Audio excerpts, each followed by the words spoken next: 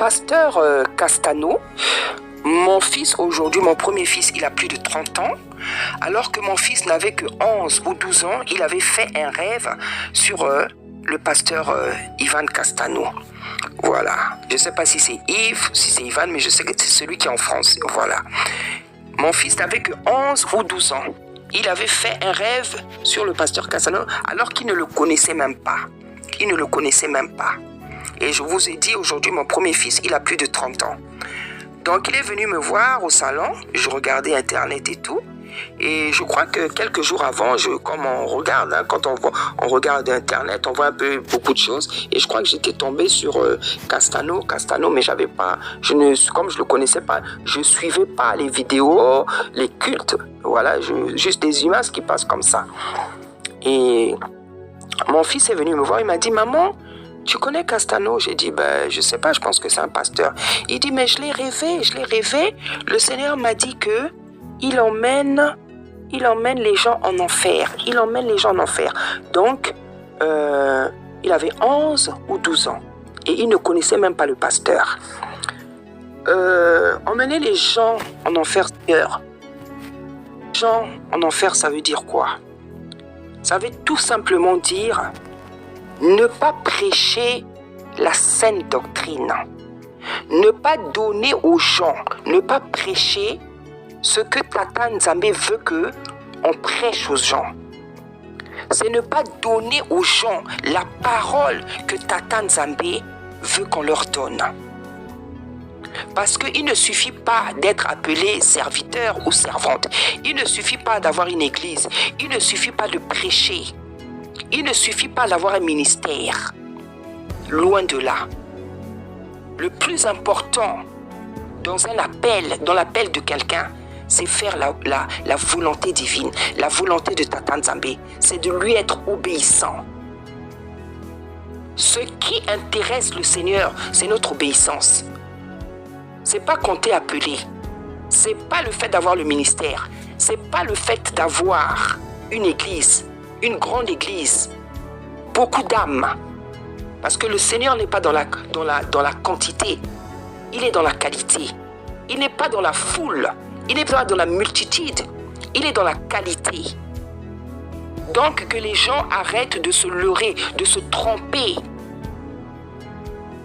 En croyant que parce que je suis dans une grande église, il y a des belles chaises, il y a les grands plasmas, que l'église est belle, que la présence de Tata Nzambe. Tata Nzambe, on ne le corrompt pas. On ne le corrompt pas. La Bible dit qu'il sonde les cœurs et les reins. Il connaît ses vrais serviteurs, il connaît ses vraies servantes. Il connaît les faux pasteurs, il connaît les fausses servantes. La Bible dit que c'est lui qui sonde les cœurs et les reins. Donc ceux qui sont dans l'ignorance, les fanatiques, comme on a l'habitude de le dire, le Seigneur n'est pas impressionné par la quantité des âmes, par une belle église, par une église avec des paillettes, des belles chaises rouges, un tapis rouge, une chaire, je ne sais pas comment, une estrade, je ne sais pas comment, des écrans plasma. Tata Nzambe n'est pas impressionné par toutes ces choses. Parce que lui qui a donné sa vie, lui qui a versé son sang, il sait pourquoi il a fait ça. Et il sait là où se trouve la vérité. Il sait là où se trouve son esprit.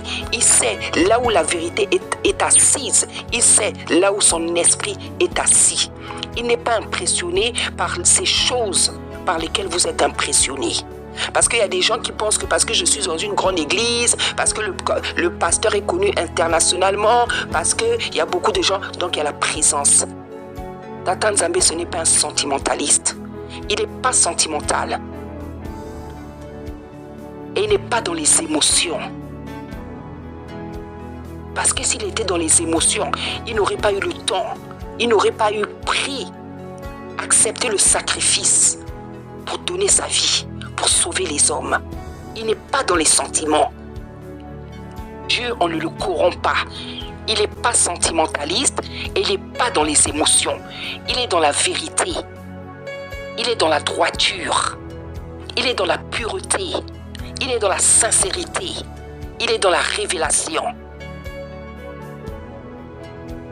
Il n'est pas dans des louanges, dans des adorations qui manquent de l'esprit, où les gens sont emportés, se laissent emporter par leurs sentiments et non par l'esprit. Je veux lire certains passages. Je veux faire beaucoup de lectures aujourd'hui. Alors, nous sommes dans 1 Pierre 2,5. Approchez-vous de lui, pierre vivante, rejetée par les hommes, mais choisie et précieuse devant Tata Nzambe. Et vous-même, comme des pierres vivantes, édifiez-vous pour former une maison spirituelle, un saint sacerdoce, afin d'offrir des sacrifices spirituels agréables à Tata Nzambe par Isaïa, car il est dit dans l'écriture, voici, je mets en Sion une pierre angulaire choisie, précieuse, et celui qui croit en elle ne sera point confus. L'église, bien-aimée, ce n'est pas le ciment. L'église, ce n'est pas la pierre.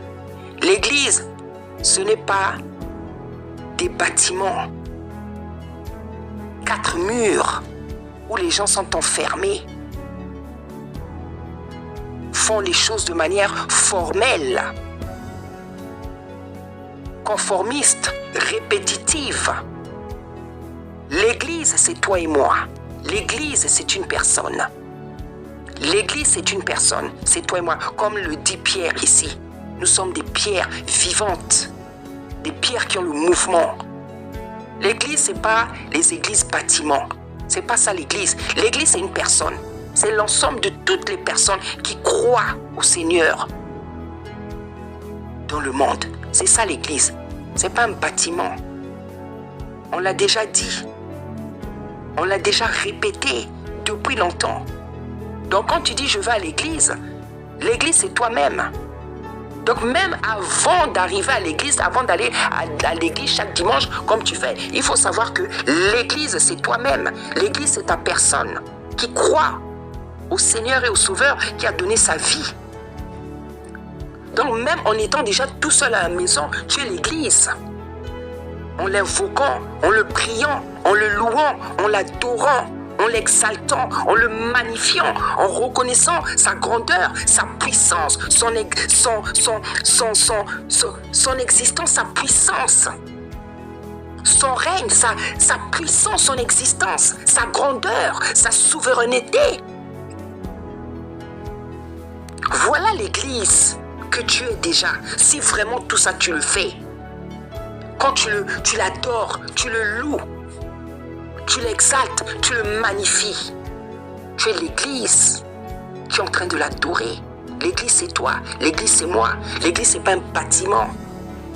C'est pour ça que le Seigneur avait dit, en 3 jours, je détruirai cette maison à laquelle vous vous affectionnez tellement parce que vous croyez que ces murs, ces muraux, ces vitrailles, ces perles, ces corail ou je ne sais pas quoi, vous pensez que je suis là-dedans. Non, je détruirai ça en 3 jours. Bien-aimé, il y a un moment donné dans la vie, il faut avoir la volonté de sortir de l'ignorance. Parce que la Bible dit que vous êtes une race royale, une race élue, un sacerdoce royal, une nation sainte.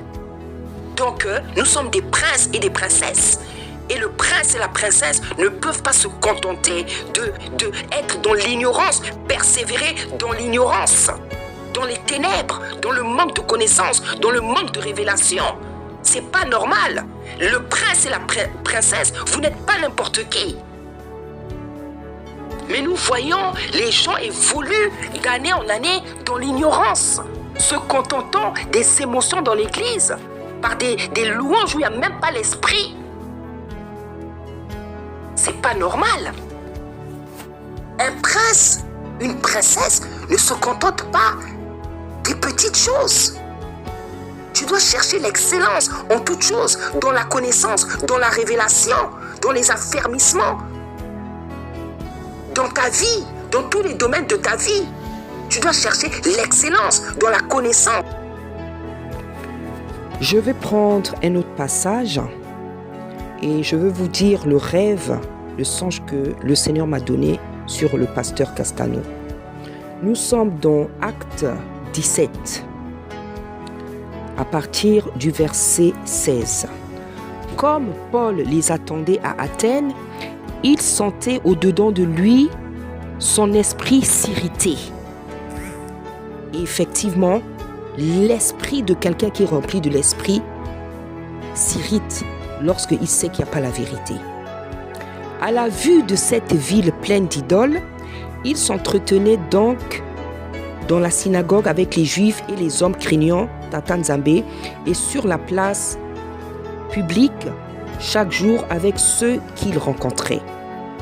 Quelques philosophes épicuriens et stoïciens se mirent à lui parler et les uns disaient « Que veut dire ce discoureur ?» D'autres l'entendant annoncer Jésus, annoncer Isaïe et la résurrection disaient « Il semble qu'il annonce des divinités étrangères. » Alors ils le prirent et le menèrent à l'aréopage en disant « Pourrions-nous savoir quelle est cette nouvelle doctrine que tu enseignes, car tu nous fais entendre des choses étranges.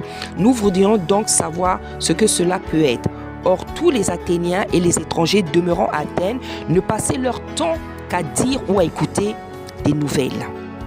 Paul, debout au milieu de l'aréopage, dit « Hommes athéniens, je vous trouve à tout égard extrêmement religieux. » Voilà, le problème de nombreux, c'est qu'ils sont beaucoup religieux. Dans l'église, il y a beaucoup de religieux.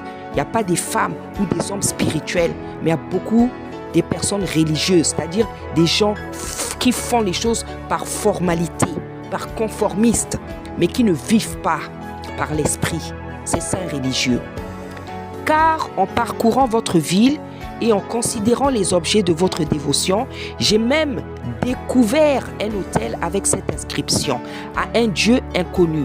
Ce que vous révérez sans le connaître, c'est ce que je vous annonce. Le Dieu qui a fait le monde et tout ce qui s'y trouve, étant le Seigneur du ciel et de la terre, n'habite point dans des temples faits de mains d'hommes. Alléluia. La Bible est claire. La Bible dit que Tata Nzambe n'habite pas dans des temples faits de mains d'hommes. Et les églises sont faites avec les mains des hommes. Il n'est point servi par des mains humaines comme s'il avait besoin de quoi que ce soit. Tata Nzambe n'avait pas demandé qu'on lui construise des églises. Il avait dit dans Marc, allez prêcher la parole dans le monde entier jusqu'aux extrémités de la terre.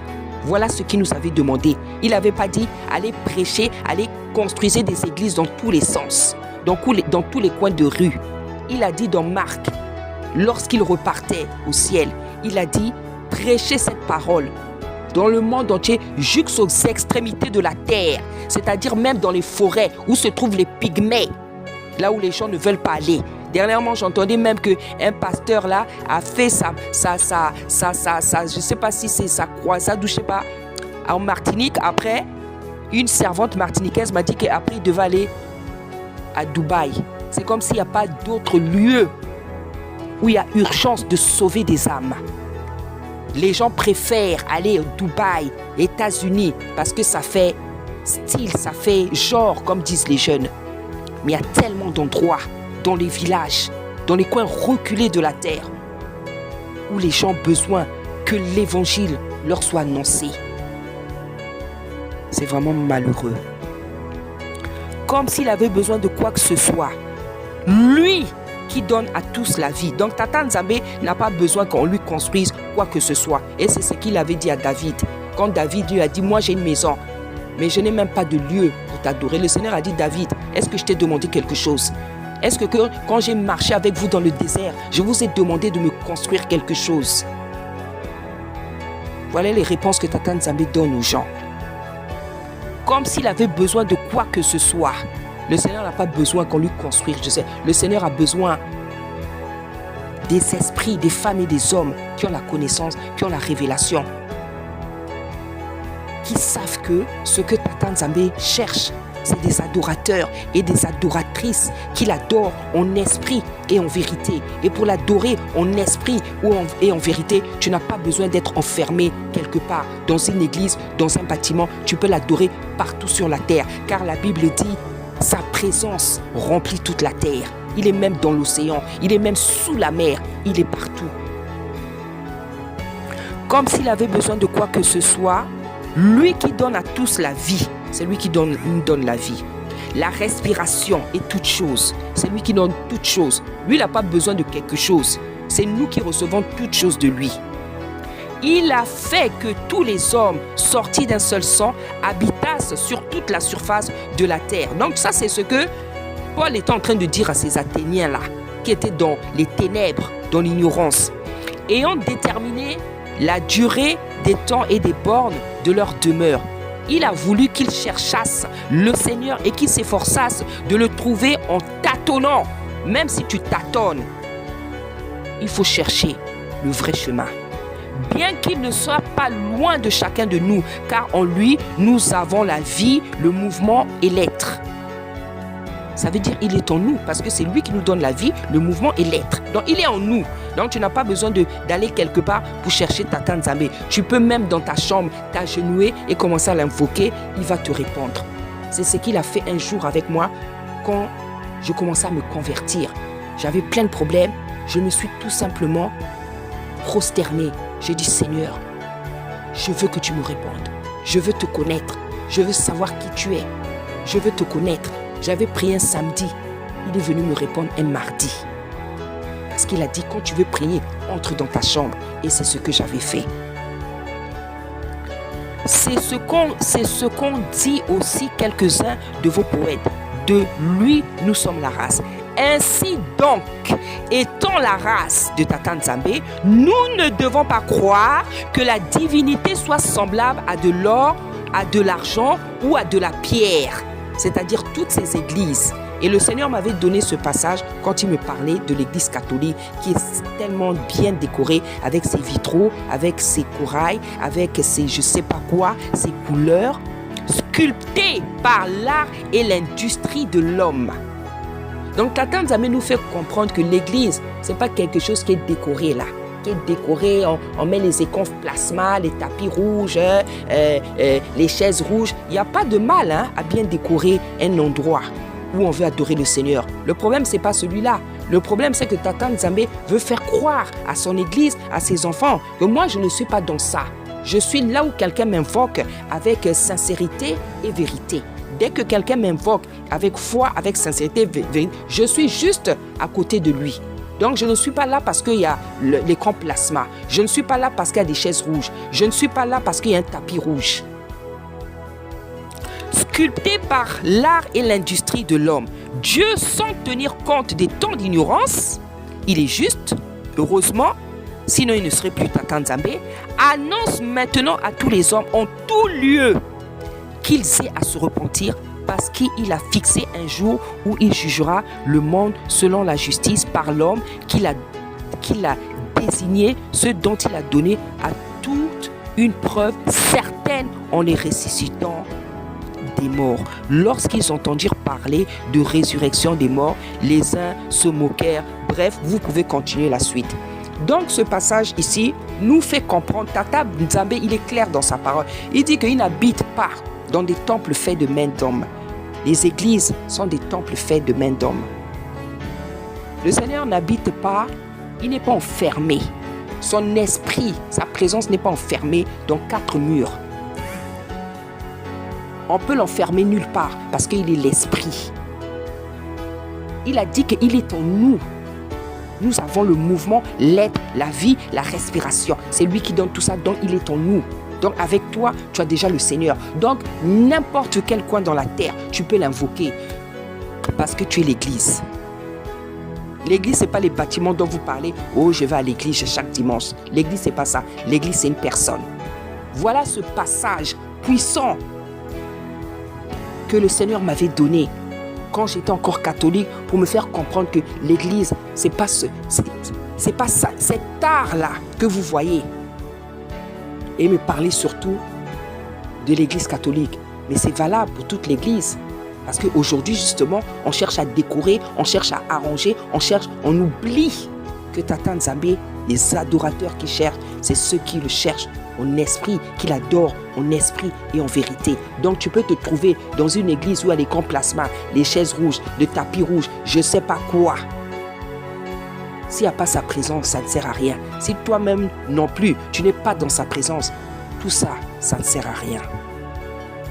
Donc je veux continuer avec des passages, mais je veux d'abord vous raconter le songe que Tata Nzambe m'a donné sur le pasteur Ivan Castano. Donc dans le songe, j'étais avec Nathalie Yamb. Nathalie Yamb, je mets sa photo, c'est une panafricaine qui dénonce l'injustice, la corruption, qui dénonce les œuvres des faux présidents africains. Je pense que nombreux la connaissent. Donc si Tata Nzambe, dans le rêve, ici, elle représente le Seigneur. Voilà, parce que c'est comme ça que le Seigneur parle. Parce que je ne la connais pas. Parce qu'elle fait un travail de dénonciation. Donc dans le rêve, on parle de l'esprit de la dénonciation. C'est ce qu'elle représente ici. J'étais couché, là je suis en train de lire parce que j'écris mes rêves. J'étais couché avec Nathalie Yamb et je voyais des pasteurs. Les pasteurs que je voyais, c'était des couples blancs. Donc je voyais la femme et le mari. Je les voyais, au moins 3 comme ça. Ils rigolaient, c'était la fête. Ils rigolaient, ils festoyaient, ils buvaient. C'était la fête, ce qu'on appelle la fête. Et dans le songe, je dis, mais Seigneur, mais c'est qui ces gens qui sont en train de rigoler? J'ai dit, c'est qui ces gens qui sont en train de rigoler? Après, tout d'un coup, je vois le pasteur Yves Castano avec une femme blanche aussi, et lui aussi rigolait. Ils rigolaient. Donc, ils étaient assis tous autour d'une table. Et vous savez qu'est-ce que spirituellement la table représente? Ils étaient assis autour d'une table. Ils rigolaient. Après, tout d'un coup, je vois le pasteur Castano avec une femme blanche aussi. Et dans le rêve, cette femme blanche-là, c'était sa femme. Et quand je l'ai vue, j'ai compris que le reste des personnes-là qui rigolaient, c'était des couples de pasteurs. J'ai dit, oh.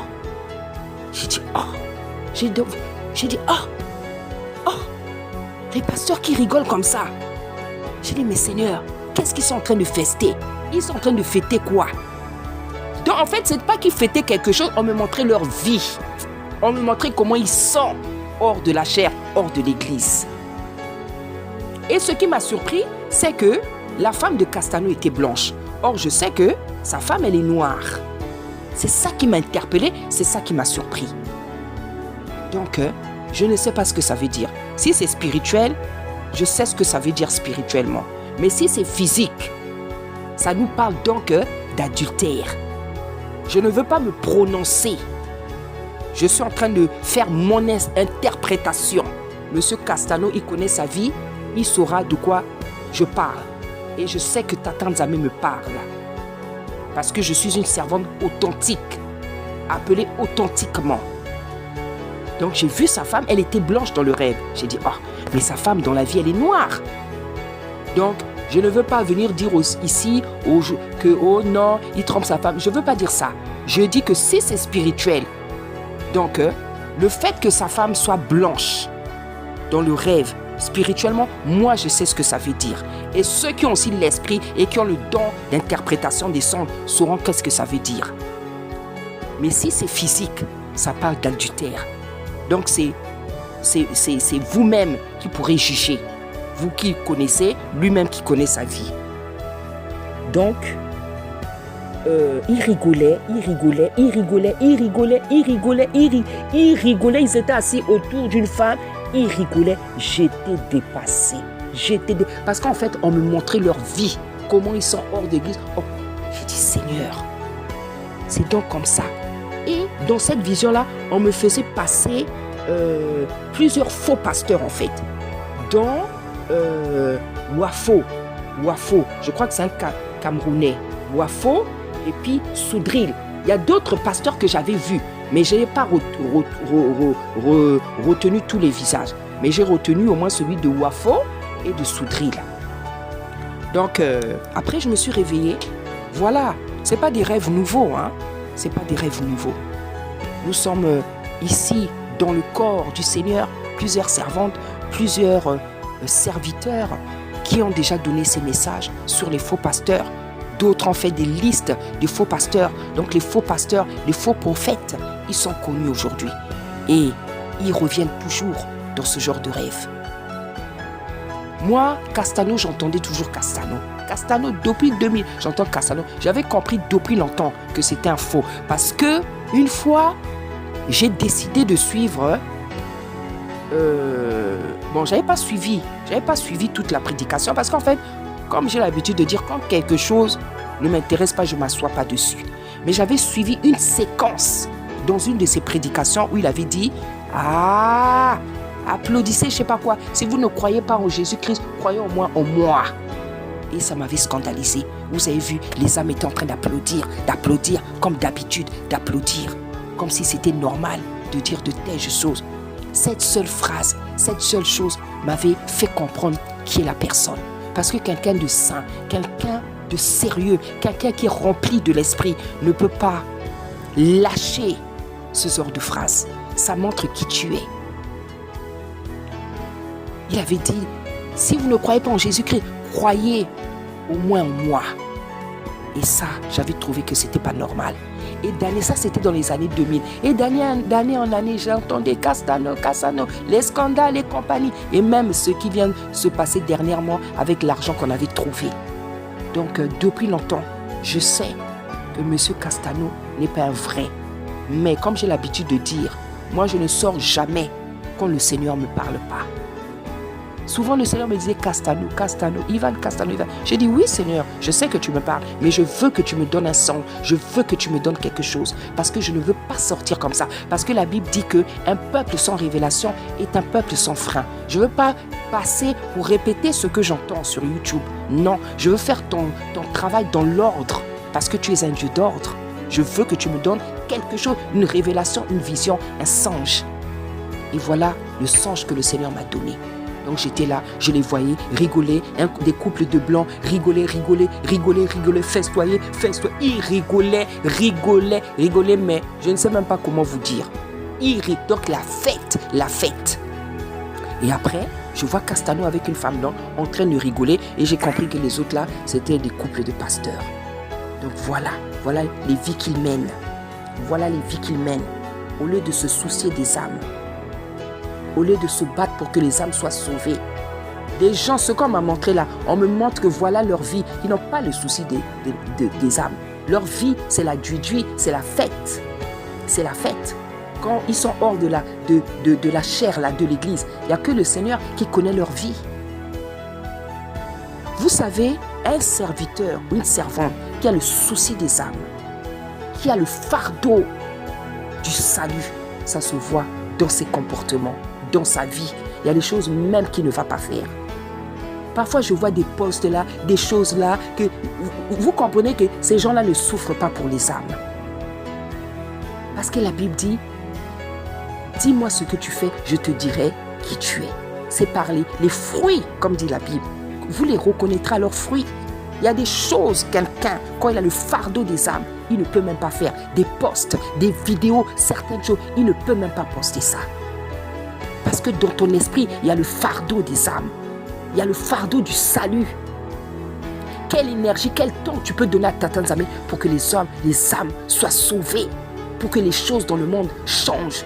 Mais il y en a d'autres, ils ont d'autres soucis. Le souci qu'ils ont, c'est d'évoluer dans le matériel, dans la bénédiction, avoir des voitures, voyager, montrer ceci, cela, voilà, des choses comme ça. L'évangile de la prospérité, voilà le souci de d'autres, de certains. Ils n'ont pas le souci du salut. Ils ne communiquent pas, ils ne prêchent pas le salut. Ils ne font pas comprendre à l'église, aux âmes, que ce qui est le plus important, c'est le salut. Ce n'est pas les bénédictions, ce n'est pas les choses matérielles que nous demandons chaque jour. C'est pour ça que le Seigneur a dit, cherchez d'abord le royaume des cieux, le reste vous sera donné par surcroît. Mais vous savez, des faux pasteurs, des pasteurs des églises où on ne leur prêche que la bénédiction. Et quand tu auras eu la bénédiction, quand tu vas mourir, tu vas laisser cette bénédiction à qui? Tout est éphémère, tout va passer. La seule chose qui ne passera pas, c'est la parole de Tata Nzambe. Emmener les gens en enfer, c'est quoi?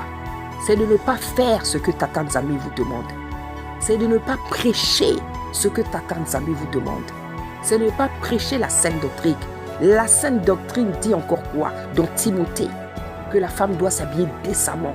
Lorsque nous voyons vos femmes là, dans vos églises, et les femmes et les sœurs, elles ne s'habillent même pas décemment. Au contraire, les pantalons serrés, les talons de je ne sais pas de combien de centimètres, les mèches, les faux cheveux, les mèches, les tissages. Aujourd'hui, c'est même avec de la colle, du plastique. On aura tout vu dans l'église. Des faux ongles, des faux sourcils. Des sourcils qui sont transformés en tatouages. Des gros bijoux, des décolletés, des mini-jupes. Du maquillage à outrance. Qu'est-ce qu'on ne voit pas dans l'église? Qu'est-ce qu'on ne voit pas dans l'église? Qu'est-ce qu'on ne voit pas dans l'église? Il y a même des païens qui sont plus sages, qui ont des accoutrements plus dignes. Qu'est-ce qu'on ne voit pas dans l'église? Et vous voulez faire croire aux gens que c'est ça l'église. C'est ça l'image de l'église. Non, c'est pas ça. C'est pas ça l'image de l'église. Aujourd'hui, l'église ressemble à une prostituée. Aujourd'hui, l'église, l'image de l'église, c'est comme l'image d'une prostituée. Je suis désolé. C'est pour ça que le Seigneur vous expose. Parce qu'il sait que vous êtes des faux. Vous ne le servez pas. Vous servez vos ventres. Vous ne vous souciez pas des âmes. Vous trompez les gens. Même quand vous parlez de repentance, vous trompez les gens parce que dans vos fruits, dans vos actes, dans vos vies, vous vivez autre chose. On se demande même si vos appels sont authentiques. La théologie, ça ne vient pas de Dieu. Un vrai serviteur authentique, une vraie servante authentique n'a pas besoin de théologie. Parce que la divinité ne s'apprend pas sur le papier. Elle se transmet par Tata Nzambe lui-même, comme il avait fait avec Paul. Moi, je n'ai pas fait de théologie, mais je vois et je connais l'onction que Tata Nzambe m'a donnée. Je vois ce que je fais, comment je restaure des vies, comment je guéris les malades, comment je restaure les vies, comment j'opère des miracles. Je n'ai pas fait de théologie. Donc il faut arrêter de tromper les gens si vous n'avez pas été appelé par le Seigneur. Parce que ça aussi, on aimerait avoir le témoignage de vos appels.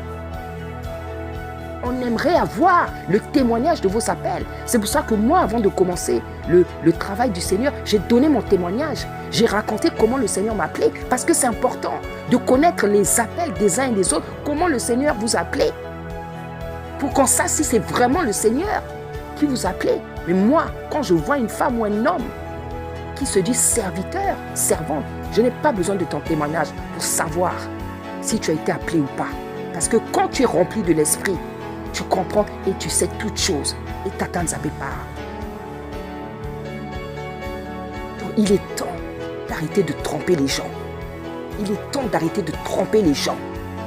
Si vous avez choisi d'autres voies, la franc-maçonnerie, je sais pas, restez, ne mélangez pas. Tata Nzambe, ne vous servez pas de la pureté de son nom, de la grandeur, de la puissance de son nom, qui est un feu dévorant, pour faire vos histoires bizarres. Parce que vous êtes des faux. Et tous les autres pasteurs qui défilaient là, dont je n'ai pas pu retenir tous les visages, mais il y a eu Soudri, il y a eu Wafo, et j'ai déjà vu d'autres servants qui ont parlé des mêmes pasteurs. Si vous n'avez rien à faire, arrêtez de tromper les gens. Faites vos affaires, gagnez votre argent, faites vos affaires, gagnez de l'argent comme vous voulez. Mais ne venez pas chercher à gagner de l'argent sur le dos du Seigneur, sur son nom. Vous avez assez perdu de gens et vous perdez assez de gens. La Bible dit dans Timothée que la femme doit s'habiller décemment. Vous n'apprenez ni à vos femmes ni aux sœurs à s'habiller décemment. Au contraire. Même des païennes s'habillent mieux. Vous ne prêchez pas le dépouillement. Vous ne prêchez pas la sanctification. Vous ne prêchez pas la purification. La Bible dit que la femme doit porter le voile. Quand elle prie, quand elle prophétise. Mais vos femmes, vos sœurs prêchent devant la chair. Avec des perruques, avec des mèches. Avec des je ne sais pas comment on appelle toutes ces choses. Des plantes, je ne sais pas quoi, des cabellos. Il y a même tous les noms. Et les gens n'ont même pas peur. Les gens n'ont même pas peur. Mais je suis en train de voir la décadence de beaucoup de chantres à cause de cet entêtement-là. Et des chantres et des servantes, surtout les chants. Je suis en train de voir leur décadence. Des gens qu'on avait chanté, aujourd'hui, Tata Nzambe les a mis de côté. Et de moins en moins, on est en train de parler moins d'elle. Parce que c'est des gens qui n'écoutent pas le Seigneur. Et le Seigneur va continuer sur cette lancée. Qu'il s'agisse des chantres, qu'il s'agisse des prédicatrices. Tant que vous n'allez pas respecter la parole de Tata Nzambe, tant que vous n'allez pas abandonner les pantalons, les mèches, les bijoux, les talents, tant que vous n'allez pas être décente, vertueuse dans votre accoutrement, le Seigneur ne cessera jamais de parler. Parce que nos sœurs, Sarah, Dorcas, Léa, et Rachel et compagnie, Déborah, s'habillaient de manière décente. Et la Bible dit que notre modèle, c'est la Bible. Ce livre a été écrit pour nous servir d'exemple. Donc nous devons nous comporter comme nos ancêtres, parce que c'était nos ancêtres. Ces femmes étaient habillées de manière décente et elles couvraient leur tête devant leur mari dans le temple. Et même certainement quand elles sortaient. Mais aujourd'hui, au lieu même de garder les cheveux naturels, non. Vous mettez les cheveux des gens, les cheveux avec lesquels on fait des sacrifices. Vous n'avez même pas peur. Il y en a qui ont perdu tous les cheveux ici devant là.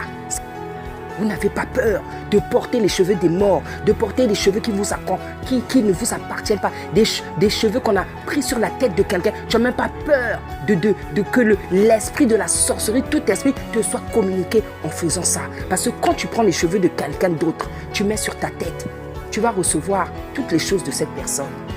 Et ça ne vous fait pas peur. Ça ne vous fait pas peur. Nombreuses, toutes les cheveux sont partis aujourd'hui.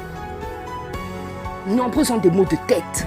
Nombreux sont dans des histoires bizarres. Rien qu'à cause de ce que tu mets sur ta tête. Parce que c'est des vrais cheveux d'autres personnes. Donc tu prends tout l'héritage spirituel d'une autre personne. Tu déposes sur ta tête, sur ta vie, sur ta tête, là où est l'esprit, là où l'esprit nous parle. Mais tu n'arrives pas à comprendre. Tout ça pourquoi? Pour paraître belle. Parce que tu ne t'acceptes pas tel que Tata Nzambe t'a créé. C'est terrible. C'est terrible. C'est terrible. C'est terrible. Quand je vois des noirs avec des perruques, des je sais pas quoi, vous refusez tel que le Seigneur vous a créé, comme si vous n'étiez pas belle. Vous vexez le Seigneur, vous le blessez du matin au soir, parce que vous avez refusé le naturel. Parce que vous lui dites d'une certaine manière, tel que tu m'as fait, je ne suis pas d'accord, je ne me trouve pas belle. Vous le blessez, vous le vexez.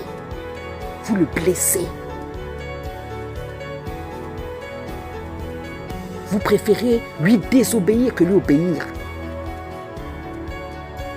Et vous vous dites servante. Et vous dites sœur. Et vous dites pasteur. Des pasteurs qui ont peur de prêcher la vérité aux femmes, aux sœurs.